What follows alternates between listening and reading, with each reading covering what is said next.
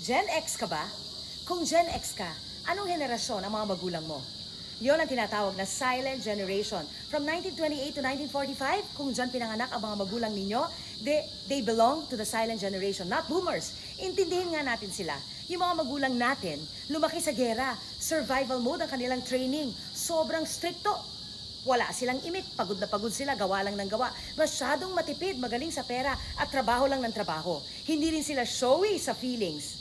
Ngayon, tayo namang mga Gen Xers, inamin ko na no? Ang mga anak naman natin, Gen Zs at Alpha. Ibang-iba nga ang mundo na ginagalawan ng mga anak natin ngayon. Kaya naman nahihirapan tayo mag-adjust. Aba, hindi katulad ng dati, pag sinabi ng mga magulang natin, gigising tayo ng ganitong oras, mag-chores tayo, itong gagawin natin, papasok sa eskwelahan. Siyempre sila, kailangan yung why. Bakit? Bakit ako kailangan tumulong? Bakit kailangan ganitong oras umalis? Kailangan nagpapaliwanag tayo at naiintindihan natin sila. Hindi rin pwede yung wala silang imik. Emotionally present dapat ang mga magulang. Kailangan pinakikinggan natin sila. Kung meron silang saloobin, hayaan nyo lang na magsalita.